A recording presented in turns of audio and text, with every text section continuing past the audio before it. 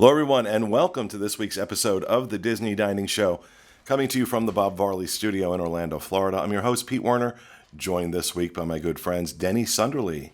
Hey there. And our producer, Mr. Corey Fiasconaro. Hey, everybody. And this week, we are going to talk about... Actually, no, I'm going to do a plug this week. I have to have a discussion with you folks about the diabolical nature of the man who owns Magic Candle Company. Okay? Yes. This guy's a machine. His name's Keith, right? And Keith is a machine. Yeah. And, he came out with, right as the COVID stuff was hitting, he came out with the hand sanitizers, which are amazing. Okay? I have so many of them. They're in my car, they're in my man bags, they're everywhere. Right? Everywhere in this house right now. You can find those little 20 ml those 20 ml hand sanitizers. They're great. They fit right in your pocket. And the fragrances in them are amazing. Usually, I don't care about fragranced hand sanitizers, but this stuff is unreal. So, and just for full disclosure, even though he is an advertiser for the DIS and these shows, I have a solid rule that I don't talk about anything I don't pay full price for. So everything I get from Magic Candle Company, I pay for, right? I pay the same thing you do. I get no breaks. Maybe my stuff gets shipped out a little faster, but that's about it. And I have 3 cabinets in my kitchen full of candles from Magic Candle Company. And then he comes out, he texted me yesterday. By the way, we just added hand soaps. I'm like, you're killing me. I think my exact text was, you're killing me, Smalls. Because I love hand soap. I love hand soaps, right? I'm really big on fragranced hand soaps. I'm gay. I'm 55. It's what we do. And so, okay, well, now I've got to buy, a gross ton of hand soaps from this man to try them out. But the plug, magiccandlecompany.com, code is DisneyInfo to save 15% at checkout. And, I don't know what else this man's going to come up with. I don't know what else. I told him he should start doing a line of colognes and perfumes. Mm-hmm. Oh, there you go. Inspired by these scents. I think that, because again, a cologne, I like smells. I'm a smell guy. Yeah. Oh, and the wax melts. The wax melts are amazing. I've got wax melt burners now all throughout the house. And African Lodge is unbelievable. Flying Over India. Oh, my goodness. That jasmine. I love that scent. Every time I walk into a room and that's burning, I'm like, oh, okay. magiccandlecompany.com, code DisneyInfo saves you 15%. All right. So this week we are going to talk about the best dining at the value resorts, Disney's value resorts. Of course, those are All-Star Sports, All-Star Music, All-Star Movies. Technically speaking, we have to include Art of Animation in there, even though the vast majority of rooms at Art of Animation are $300 a night because they're all family suites, with the exception of the Little Mermaid Wing, and those are standard value rooms. So technically, we have to include Art of Animation in this discussion, but I'm doing so with a little asterisk after it. Art of Animation, very popular because, these rooms sleep more than 4 people. So, and yes, if we're, for me, if we're looking at the values with Art of Animation included, Art of Animation's food court wins hands down. I think it could possibly be the best food court of any resort, value, moderate, or deluxe, at Walt Disney World. They really did a complete change in the format of their food courts. Why it hasn't carried over more No. to the other ones is surprising to me. But like I said, Art of Animation, I have to put a little asterisk after it because of the fact that its average price per night is going to run in the $300 range. It is not out of the question for those rooms during busier times of the year over the holidays to run for $400 a night for the family suites, not for the Mermaid Wing. But there's more family suites than there are rooms in the Mermaid Wing. So that's why I put the asterisk after it. If we're not looking at Art of Animation, there is only one choice for me, and that is All-Star Movies. And there is one main reason why this is true. Can any of you tell me why? The secret menu, The most likely. secret menu. Absolutely. The coolest thing. I think it's the Rialto counter that you go Yes. up to. No, the Roxy. The Roxy. I'll look that up. Hang on. Go It's ahead. you're staring at the food court. It's the furthest on the one furthest on the right. And you say you want to see the secret menu, and they bring out a briefcase. Right? They open this briefcase, and there's a viewfinder in it. A Viewmaster, excuse me. You have to be of a certain age to know what the hell a Viewmaster is. And you put the Viewmaster up, and it shows the items on the secret menu.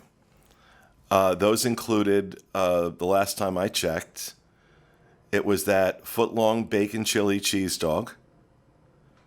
It was a bacon cheeseburger on with a glazed donut as the bun. And then there was something else. I forgot what the third one was. But I didn't care. The third one didn't really appeal to me, whatever it was. But, the chili bacon cheese dog, and you're going to put, I don't care what you put on a glazed donut, I'm in. So, but that, again, why that is so popular for the people who know about it. Why more of the food courts and restaurants and quick service places haven't done that is beyond me. Denny, Yeah. what are your thoughts? Real quick, it is the Roxy counter. It is, and as you can see, the cast member showing it to us at the time is just as happy as she can be. Like, they're tickled by the fact that they get to do this little secret menu thing with the Viewmasters. So definitely go there and ask. So for me, and I know the asterisk needs to be affixed to the end of it, but for me, it is Landscape of Flavors at Art of Animation Resort. This is a place that my husband and I will go to as locals for a meal in the evening. Like, we just kind of go, don't feel like cooking. Let's head over to Art, and we'll make our way over there. And so my husband had his little heart broken here recently with Landscape of Flavors. They have taken the build your own pasta option off of the menu. Have entirely. they really? They have. And that was his favorite thing. And so he really stood there just longingly looking at things going, I can't believe this. And some of the cast members were like, yeah, we know, I'm sorry. So please, if you're on the food and beverage team at Art of Animation, please consider bringing that back, because that was just such a great thing. So my favorite is the Mongolian grilled fish. I get that every time that I head over there for dinner. It is freshly made. The chef is right behind the counter in the prep kitchen. It's green beans, a seasonal risotto, and I love risotto, so that risotto is so good. And that fish, it's not spicy. You hear the word Mongolian, and immediately I go to, oh my gosh, that's going to be super spicy. It's not at all. And you get a fresh piece of naan bread with it. And I'm all about my carbs. So anytime you give me bread, I'm going to be happy. I really, really hate the skinny people that brag about their carbs. Oh my goodness gracious. Okay, this woman is 80 pounds soaking wet. I am not. And I love my but thank you. carbs. In the meantime, I'm sitting here like turning into Jabba the Hutt. Whatever. trying to get back into a low carb lifestyle. Yeah. And then we talk about shows like this where I'm talking about bacon cheeseburgers on glazed donuts. Why am I fat? You know? No. They also have a really cool option at breakfast. You can build your own yogurt parfait using a bunch of different toppings. That same build your own yogurt parfait bar changes over to build your own salad. Of course, you're not building it yourself. You're asking the cast member, you're letting that cast member know what you would like on your salad or your parfait. But it's just really neat. Anytime that you get an option to customize your meal at a food court is a great option. Yeah. So it's art for me all the way. All right. What about you, Fiasco? So I'm going to have to go with the asterisks as well. Landscape of Flavors was also my jam because of that build your own pasta bar that unfortunately, like Denny mentioned, is now we know why they took it away. Yeah. Because they wanted him to stop coming in. Exactly. But that was, I was telling Denny earlier, that was the first time I ever tried pesto pasta, which is now one of my favorite foods of all time. I grew up a very picky eater, always pasta and red sauce. And then one trip to Disney, we were at Landscape of Flavors, and Haley got pesto, and I got my pasta with red sauce, and I made her trade with me. And then... Okay, here's what I don't understand. Your last name is Fiascanaro. Yeah. And that was your first time trying pesto. Yep, I know. And my last name is Fiascanaro, and I also don't like cheese that much, so... Don't like cheese at all. Yeah. And that's another thing. So I'm always very outspoken about liking all-star music and movies.